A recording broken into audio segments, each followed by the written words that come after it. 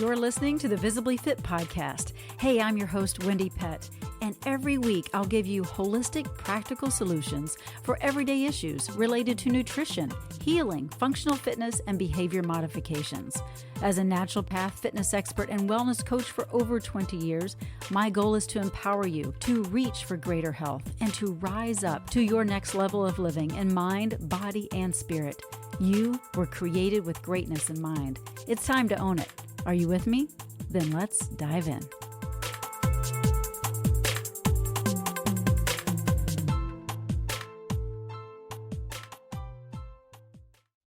Hello, and welcome to this episode of the Visibly Fit podcast. I'm your host, Wendie Pett, and this podcast is part of the Spark Media Network, and it can be heard on the Edify app, so check it out there as well. But I am so thrilled that you're with us here today to listen in because I have a very special guest with me today. I'm super excited because, you know, our feet, our movement all begins with the foundation of which movement begins, and that's our feet. They are a foundation, and if they're not solid and if they're not healthy and well, you're going to have a limitation within your movement. And I have the perfect person to talk about optimizing movement through the power of the human foot.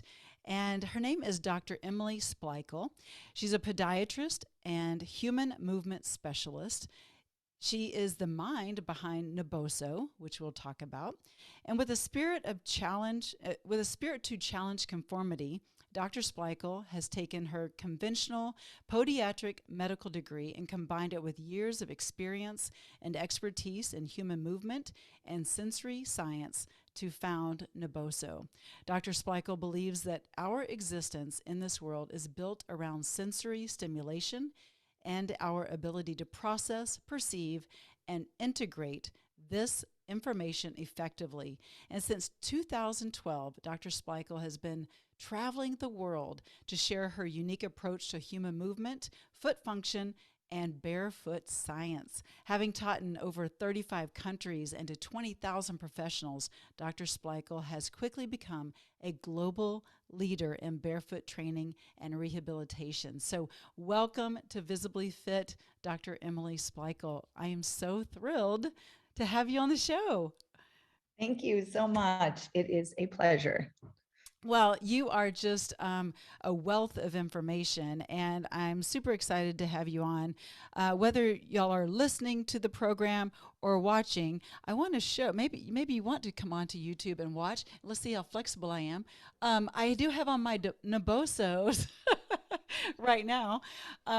So you'll have to go onto YouTube and check that out, and also to see how beautiful Dr. Emily is. But yeah, let's talk a little bit about your passion, what got you started into becoming a podiatrist in the first place. Yeah, awesome. Thank you for having me on. Thank you to all listeners. I have been in podiatry, 10 years I've been practicing, maybe a little bit more. I actually started in the fitness industry. Okay. So that fitness part is actually really important to how I approach my patients as a podiatrist, because my appreciation in fitness is movement. And I love to help people move better. I say that I don't treat feet, I treat movement. Actually, I treat a human who's moving. But very integrated. I got into podiatry from fitness when honestly, I kept getting hurt. In fitness, I was teaching group exercise and I kept getting hurt. And I just realized there wasn't a lot of longevity for me personally because of my athletic background. So your pain propelled your purpose. Yeah, ultimately. Exactly. Yes. But I wanted to stay connected to fitness. So I chose medicine and a medicine specialty that could be very highly movement based. And then just kind of fast forward, everything with the timing was the barefoot running boom. If the listeners remember the Born to Run book and the funny 5-finger shoes. Oh, I have them. I have them, sister. I have them. I love them. And yes, I do too. But yeah, I can't wear them for a long, long time. So, you know, maybe I still need to work my way into that, but I've had them for years and I do love them. But yeah, anyway, I love the minimal shoes as well. Yes. But kind of right around that time is when I was entering podiatry. I was getting my license. So I was finished with school, was this barefoot boom. And I found this perfect opportunity to really specialize in barefoot science. So I went back to school, got my master's in human movement. And then that was really the glue between fitness, podiatry, human movement in between. And then it's really subspecialized to barefoot science and sensory stimulation. So anything, if anyone follows my work, I talk about sensory almost 90% of the time, or how you breathe. Breath and sensory is just really where I love the human body and human movement. And then, of course, I tie it back to feet. Yeah, I love that. And you wrote a book called Barefoot Strong, Unlock Secrets to Movement Longevity. So you'll want to check that out if you're listening as well. But regarding, just sensory, I mean, the nerves in our feet, in our hands, right? Like that's where it really kind of all begins. And so talking about the science of going barefoot, like for some people that's new, like grounding, like why don't you talk a little bit about that and how it not only helps with movement in your feet, but also, I mean, your gut microbiome. I mean, we could talk about all kinds of things, but maybe share a little bit about why you're so passionate about that. Yes. So let's take it, instead of the listeners thinking the gorilla shoes or like really flat shoes, and then they might be saying, well, that's not for me. So I want you to think about hands and feet as the science of touch, or the power of touch. So the power of touch, what is so powerful when the nerves of our hands and the bottom of our feet touch surfaces and objects, and how do they respond to different stimulation, and how can that be used to, in the case of the foot, optimize movement, because the skin and the bottom of the foot is the only contact point between the body and the ground. So its design is to read, interact with, adjust with every single step that we take. If we do not feel the ground and feel every step that we're taking, we become very disconnected to our movement patterns. That can create a lot of inaccuracy. Broadly, you could say clumsiness. It doesn't have to be these very large, oh, I tripped over my foot. We could have very subtle delays in the accuracy of our movement and not realize it. And what it leads to 20 years down the road is knee arthritis, hip strain, SI joint issues. So it becomes very subtly, chronically stressing our body. Accumulation. And it accumulates, right? Yeah. So the more that we can access the nerves in our feet, we strengthen our feet, we feel our feet, which improves balance, posture, gait. We improve the circulation. I'm obsessed with circulation and how you can use different things to improve circulation as well. If you get better circulation to your feet, that means your skin, nerves, fascia, muscles, all your tissue is getting good circulation. You mentioned grounding, which I love, which is simply stated, you're standing outside on grass, dirt, something natural. Earthing is another name for it. Right. One of the biggest benefits to grounding or earthing is actually improving circulation to the feet. Mm-hmm.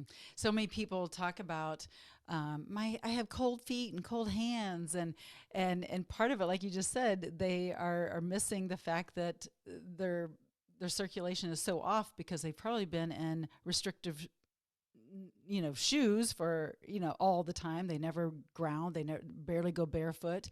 So when you see your patients, what's the average person that comes in? I mean, are they dealing with, I think about my Aunt Thelma. She was my great aunt, and she had like these gnarly toes, like total crossover arthritis, and she was always on her feet. She was a nurse. She was a farmer's wife. I mean, she's always in the kitchen. That's kind of, my picture of the person that comes in to see you. That's probably not accurate, of course, because that's what I think people think, right? Like, oh, you go see somebody when you're all gnarlied up, but you help people prevent from getting all gnarlied up, right? Yes. Yes. My favorite patients are the ones that have absolutely no issues going on. Yes. And they just consider it like a dental cleaning or something like that. Yeah. Like it's preventive maintenance, like, oh, I'm going to get a physical every year, even though everything checks off is normal, normal, normal. Keep doing your awesome job. So when they come to me from a preventive perspective, I am teaching them foundational foot skills or practices, habits that is going to continue to offset any sort of foot pain, foot fatigue, and support movement longevity. And those are really built off of mobility, strength, and sensory stimulation. So I believe that everybody should be releasing their feet at least 5 minutes twice a day. At Naboso, we have the Neuro ball, which you could release your feet on, a golf ball, lacrosse ball, something like that. And what I'll even say is put it in your bathroom in front of the sink. And when you brush your teeth, release your feet. Yeah, that's good. Please do that consistently. From the strengthening is to do either intentional foot exercises. There's an exercise called short foot. Balancing on one leg is a really good foot exercise. Do Pilates, do yoga, right? There's workouts that are actually foot strengthening by design. And then the sensory is I want people to get at least 30 minutes of sensory stimulation every day. That could be simply walking around your home barefoot. I would like it to be a little bit higher stimulus, which is where the Naboso products come in. And it could be like, okay, let me wear the recovery sock for a couple hours. Good. I checked off that sensory. I released my feet and I stood on one leg for a few minutes every day. Like check, check, check. Good. Now we want to do that consistently every day to build these healthy habits. That's really how I look at foot prevention. Yeah. Of course, I get all the other patients as well. Yeah, I bet. And then with the Naboso toe spacers, which is what I just showed that I have on, they are, first of all, you know, I've had the 5-finger shoes. I've had different toe spacers before. These are really comfortable, if I could say that. Like they're just squishy. They're comfortable. They don't feel so foreign. And yet they're doing their job. And so I love that about them. They're very reasonably priced, of course. But how long would the average person wear those every day? I mean, do you wear them Everyone in their is obsessed shoes? with these. Yes, Yeah, I'm those so right glad that there. you mentioned them because you think of something so simple as this, Right. Like, what's it but really going to do? people love them. Yeah. People love them. You could think of this as, oh, they're going to stretch my hammer toes or it'll straighten my bunion, which it does. But there's many other benefits of what you want to think about with toe spacers. These are the one by Naboso called Naboso Splay. But the toe spacers in general, they're stretching all of the small muscles in the front of the foot, which your plantar fascia happens to insert in. So when you stretch your toes with toe spacers, you stretch your plantar fascia. You also start to open up all that micro circulation in the lymphatic. So you just got to get stuff flowing in the foot. That is great. Neuromas. Oh, I'm sure some of the listeners want to talk neuroma. Yeah. This can help with neuromas because you're opening up the foot and stretching that. And then of course you still have the hammer toes and bunions that I mentioned. One other benefit, is that they can improve balance. Oh. So a big part of how we maintain balance is that our toes need to be long, straight, and flat on the ground. So they reinforce that position. If we start to kind of go like this a little bit, which happens with age and certain foot types, it's not just this cosmetic, oh, I'm getting contractures of my digits. It's more that is decreasing my digit contact. That's going to throw off my balance. It's actually a fall contributor. So we want to be thinking about how these could be great. I know you have yours on right now. I do. I really love them. You can wear them exactly how you're wearing them. You can wear them in your shoes. You can wear them when working out, when doing yoga, Pilates, whatever it might be. And then some people will wear them to bed. Most people kick them off halfway through. So typically stay during the day. Yeah. So you wear them just as long as you feel like personally you desire to wear them. You don't have like a standard. Okay. Yep. Yeah. I personally wear them about an hour and then I'm like, okay, they're good. Okay, right? cool. Some people swear by them and wear them literally 10 hours a day. Yeah, I mean, I've gone 4 or 5 hours, no big deal. And I'm like, oh yeah, I have these in my toes. I guess I'll take them out. Like it just feels good. But I'm sure that I need to take them out a little bit. But you think of women especially, right? We're trapped in these shoes that are not made for healthy feet to begin with. And I think, women's shoes, like high heel shoes, were invented by men to begin with. And I just think of how our toes are just crammed in there so often. And even with athletic shoes, sometimes there's not enough space for our toes to really spread. And so a lot of people just really aren't getting the foot health that they deserve. And so it is causing havoc on the rest of their body. And so what would you say to that someone who has been having issues for quite some time, whether it's knee issues or maybe it's back issues? And how would you instruct them to like really start looking at their feet first? In my book, Barefoot Strong, that you had mentioned, Yeah. part of what is in there is this foot self assessment. Oh, good. So you can start to understand, what is your foot type? Do you have a little bit more pronated, which is the flat? Flat is really not correct. So it's pronation, or the dropping in. And isn't Is it that a more little like bit women more? too, more overpronated? A lot of women because we're more flexible in our tendons. And what's the Yes, average there? but I would say it's not gender Oh, okay. limiting. That's good to know. Yeah, Yeah. I see just as much men with Oh, the same collapse. cool. So we have this rolling inward, this Yeah. overpronation, which is in itself more prevalent than the other one, which is more on the outside, supinated, rigid, high arch. So you'll see more lower arches than higher arches. But there's a scale of pronation, flat feet, and then there's a scale in the direction of supination and high arches. So are you mild, moderate, or severe, pronated, overpronated, or mild, moderate, severe, oversupinated? And then based off of that, I want people to understand what it means, right? If you have a flat foot or an overpronated foot, what does that mean? Functionally, what does that mean? I'll tell you. Yeah. It We're means, waiting. I know, It's good. dangle the carrot. Yeah. It means that you are inherently a little bit slower to stabilize. You might have an element of ligament laxity that you'd mentioned. You typically have a harder time getting into your deep core stabilizers in your glutes. So you can start to see lazy feet, lazy glutes, or unstable feet, unstable hips. They become very synergistic or influencing of each other. On the other side, which is the scale of over supination, high arch, rigid, what you would say there is, if my foot is too rigid, it can't absorb impact really well. So it's a little bit more susceptible to stress fractures, plantar fasciitis, Achilles tendonitis, things like that, that are because of this foot not moving with the ground. And then typically a high arch rigid foot has very tight hips. So you'll see what are called butt grippers, and they like really lock into their hips. I didn't make these words up. You'll find a butt gripper that really is hanging on into the glutes.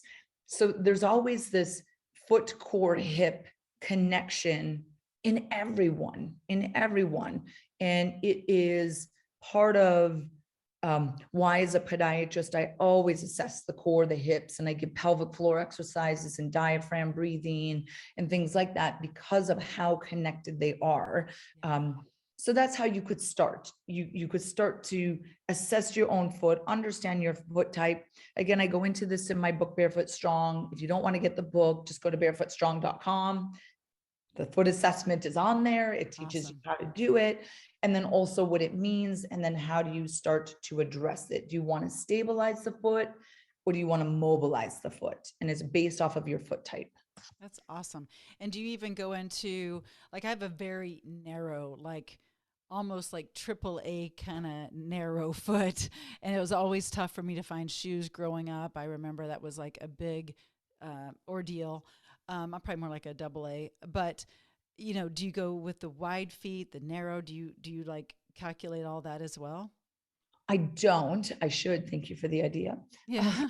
But typically, what I will say to the listeners on that is, if they feel like their foot is very narrow versus very wide, there's certain brands and types of shoes that you would want to gravitate towards, where certain brands are just known to have a wider last.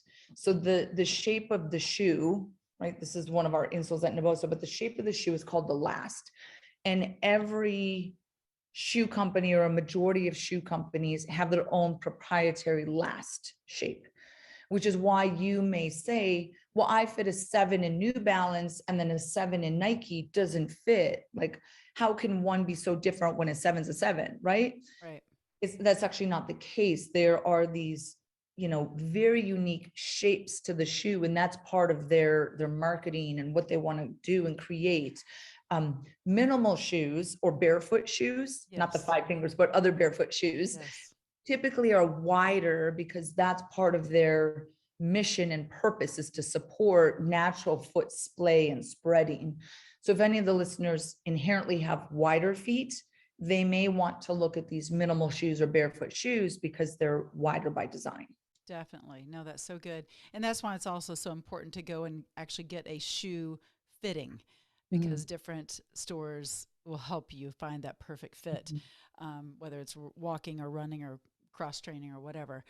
I'm curious about just, you talk a lot about the neuroplasticity in our brains along with foot health. And so I'm like, that's awesome. I want to talk more about that.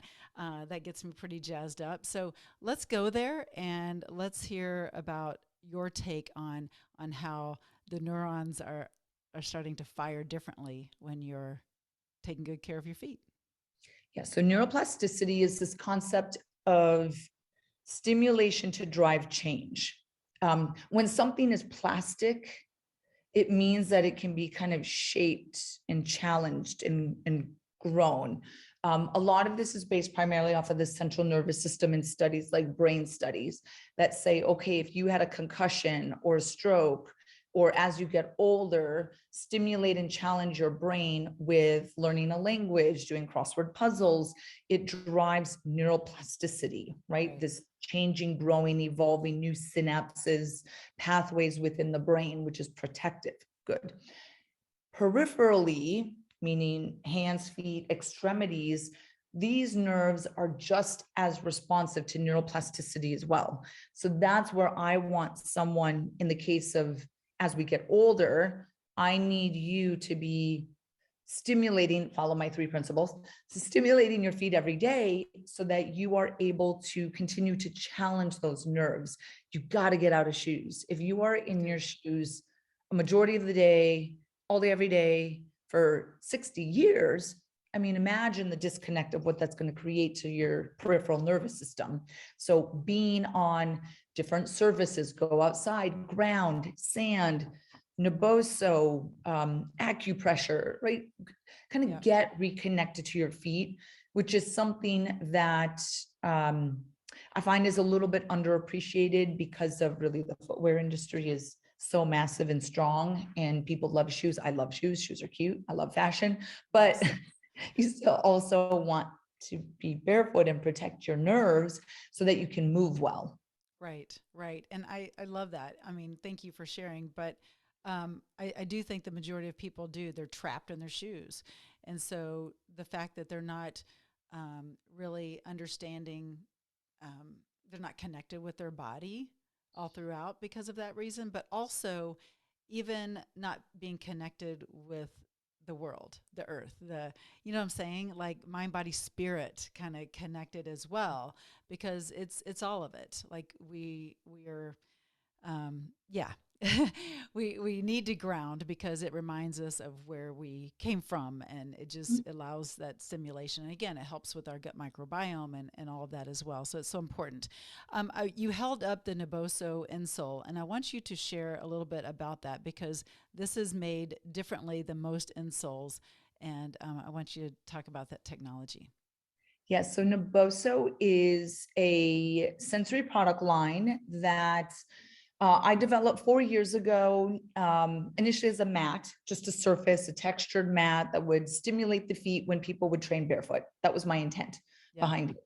And then shortly after that, we got into insoles. Now we're a full product line from insoles, mat, release tools. We have these sensory sticks, socks.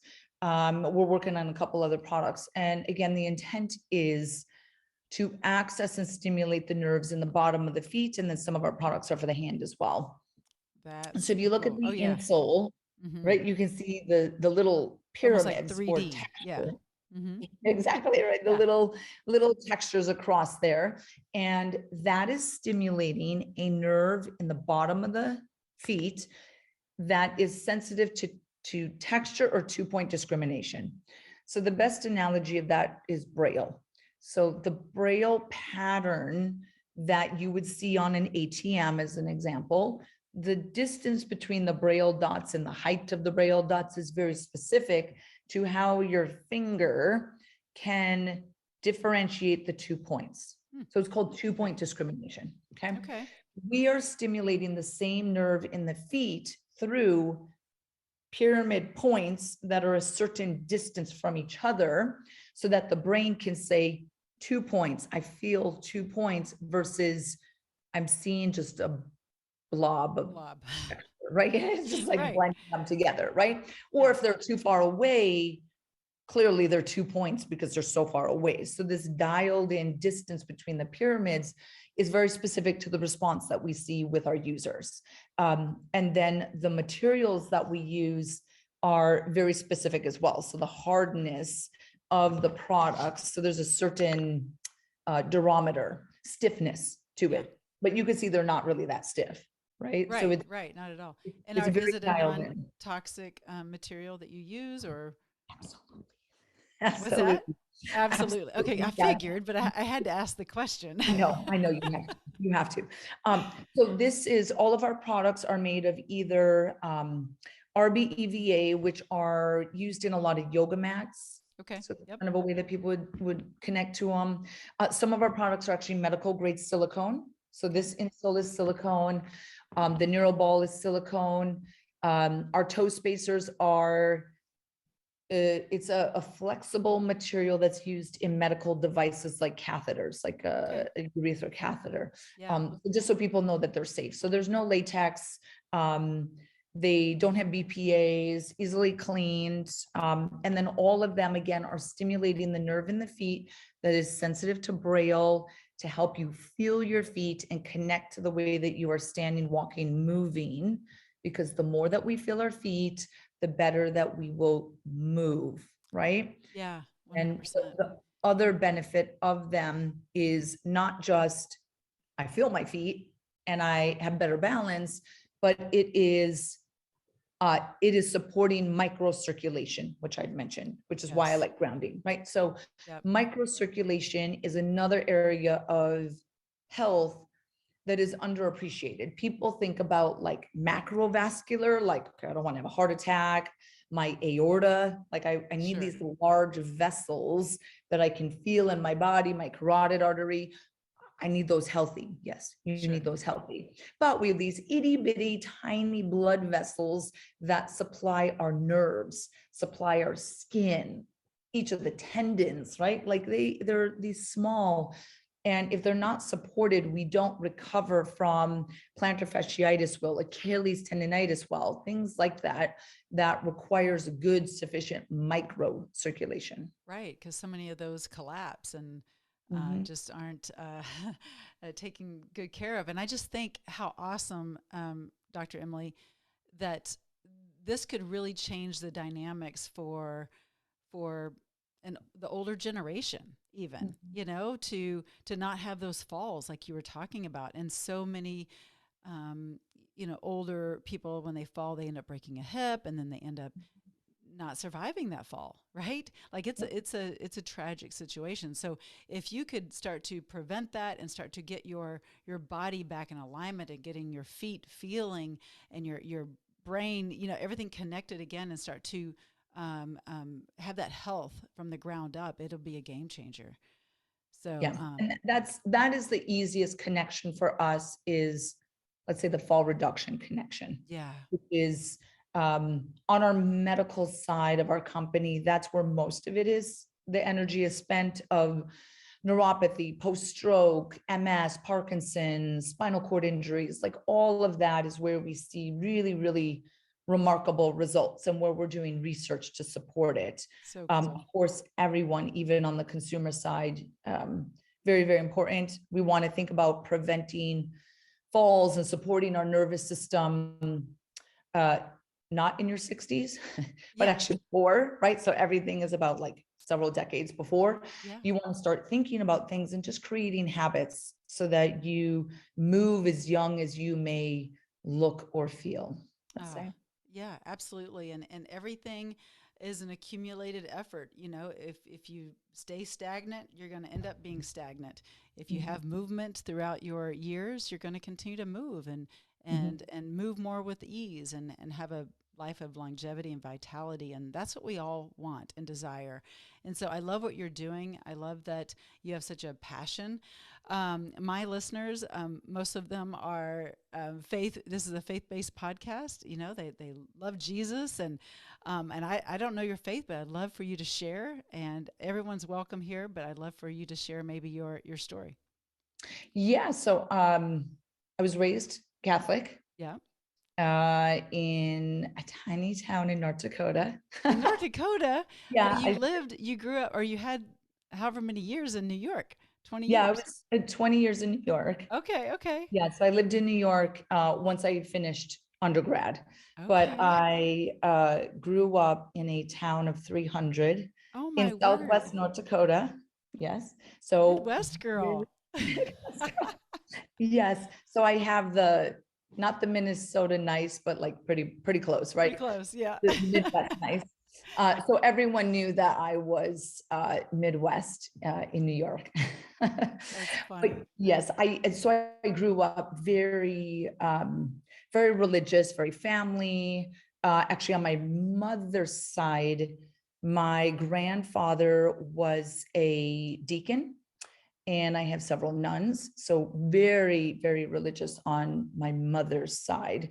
What I would take away from that, what I think has instilled in me, Yeah, is the high level of um, morality, so high morals and yeah, standards through which I conduct myself and that I teach my daughter yeah. is very similar of How old's your that. So I'm daughter? actually, she's 2. Oh, cute. Yeah. You just have So the I'm one? teaching. Yeah, just the one, Oh, a wow. 2-year-old, and I want her to be a nice human. So a kind of human. But yeah, so I'm actually really grateful that I grew up in that.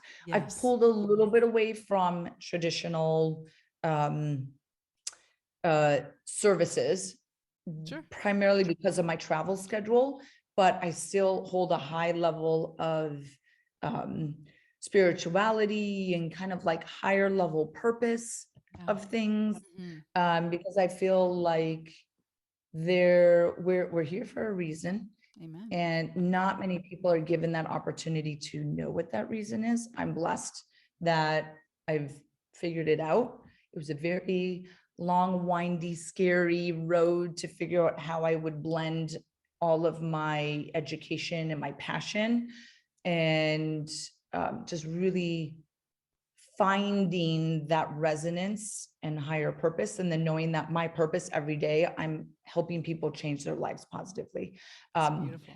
Yeah. that that I absolutely love, and I feel that that is from this higher power guiding me to continue to resonate in that. Yeah. So yeah. Yeah. Well, God does not waste anything that we've experienced along the journey. And whether it's through our education or, you know, just our walk, you know, he will pave the way for you. And yeah, I love that he's planted in you a desire to help others, and that you have a good solid foundation from just being raised up Catholic. You know, I think that's super cool. So thanks for sharing. That's, I kind of put you on the spot there, but that's good. Yeah. But yeah, I love what you're doing, and I love your passion, and I do believe that, yes, you know, just like you, I mean, obviously you believe this, but we maximize our movement from the ground up, and I love that you're also a movement specialist. You know, you're not just about the feet. You're also helping people connect their movement with the opportunity of healing their feet and getting them to operate on a new level. And partly is your background of being in the fitness space. So when you were in the fitness space, let's talk a little bit about that if you want to. Mhm. Tell me about that. Like, what did you teach? What did you do? What was your passion then? I love fitness. That was one, kind of off of what we were just talking about of like, I think some people are given signs and they don't recognize them or they don't listen to them. And part of when I moved to New York City, my parents had divorced and then I moved to New York City because I was just like floored. My life was like the rug was pulled out from under me. So I moved to New York City. And as soon as I got there, I was like, oh, something in me energetically that I can't put words to, but I feel like I'm home. Right. Yeah. And so it just like, that was like the first big thing in my life that like fed my soul. Then my background is actually forensics.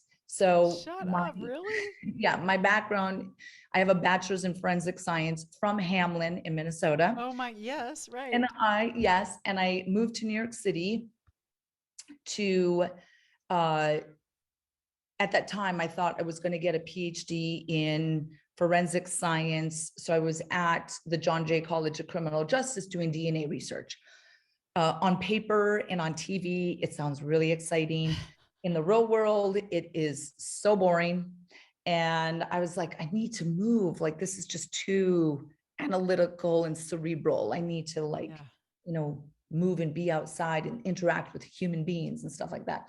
So I quit that track and I walked into a gym and was like, I want to be a personal trainer. They, they looked at me up and down and were like, you're hired. And I was like, okay, I have no qualification. So I was Wow. awful. I was awful in the beginning. But then when I was there and I walked into the gym and I started doing fitness and kind of learning the ropes, it was the second time in my life that I had something like your home. Like it spoke to me.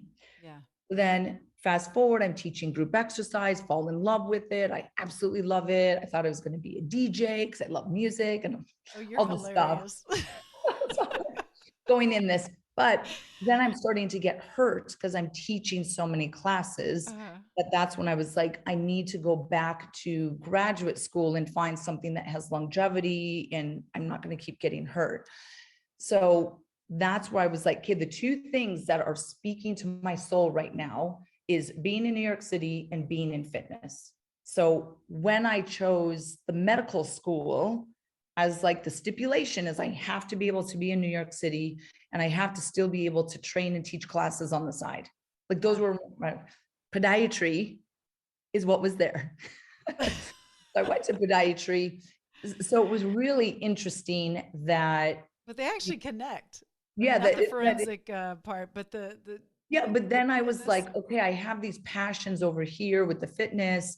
I'm getting this podiatry degree, which at first I was like, feet are disgusting. Like, what am I doing? That's But then I was hilarious. like, wait, feet connect to movement. I love movement. Like, that's what I'm going to focus on. Right. And then as I went through podiatry school, I kept connecting it to my clients that I was still training. And it was so important to me to do that. Another third moment of really resonating is I started going to fitness conferences and I saw someone speaking on a stage and I was like, you can educate, like you could be an educator. So it was the third thing that I was just like, oh my God. And when I started speaking on the conference schedule, it fed my soul. It still feeds my soul. I love Yeah. to do public speaking and I just like share. And that's what I think my gift is, or my purpose Sure. from God and above is to be like, you are an educator. I Yeah. never looked at medicine as like, I'm not a healer. Some people are healers, right? As a doctor or within medicine. I'm not a healer, I'm an educator. Educator. So I use Naboso as a product company. The foundation of how we grow our customers and feed and foster our customers is I need to empower them through education. So our blogs, our newsletters, the YouTube, everything that we do, I fight all of our marketing companies. And I was like, no, they have to be full, heavy education content. I am empowering these people because education is power. And I'm not selling, this is not a transactional relationship. Right. I am, you're buying a product from me, but then I'm empowering you through the skill of understanding why it's designed, your body, how it can help you. And it goes back to the point that you care about people and you want to see them well. And that shows, and you're a great communicator, you're a great educator. And so you have found your sweet spot. And I'm so grateful that God allowed all the roads to come to where they are now, because you're making a big difference in the world. And so thank you for being so just raw and authentic and just having fun in this interview, because, you're young. I mean, I don't know how old you are, but you're young, and a lot younger than I am. And, I think that's normal. People are trying to find their way. Like after they get out of university or whatever, it's like, oh, I'll try this. No, I'll try this. Or, I mean, my son's almost 22 and, he's in the Space Force, but, they're still trying to figure out his job. And so he's still not sure what's happening there. And so you don't really figure it out until you figure it out. And so I'm grateful that you landed where you landed and all your passions brought you to here. So thank you so much for having the desire to help others and the passion to create Naboso and to serve your patients the way you do. And I know you work with people online as well. How can people find you? What's the best way to find you on website or social media? What's the best way? Yeah, so my Instagram is dremilydpm. That'll be my Instagram handle. I do a lot of education, no surprise, on there to help people with content. And then my podiatry practice is my name. So dremilysplichal.com. Yes. If you do not know how to spell that, I'll put that in the show notes. Okay, great. I was going to say that's probably difficult. And then for Naboso and all the Naboso products, we are on Instagram as well. That is NABOSO_technology, or our website is naboso.com, naboso.com. And then that would be for the. Oh, perfect. I'll make sure to put all that in the show notes, but I appreciate you. Thank you for your passion and the way you communicate and your education style, but God bless you. And I appreciate you being on this episode of Visibly Fit. Thank you so much. All right. Thank you all for tuning in, and we will catch you next time, same place, right here on the Visibly Fit podcast. Well, that's a wrap for today's show, so thank you so much for tuning in. I love spending this time with you. To learn more and get more free resources, just head on over to wendiepett.com, and thank you in advance for sharing this episode and this podcast, following and subscribing, not only to this podcast, but finding me on social media, Instagram, YouTube, Facebook, wherever you are, I'm probably there too. Until next week and our next podcast time together, make it a Visibly Fit day.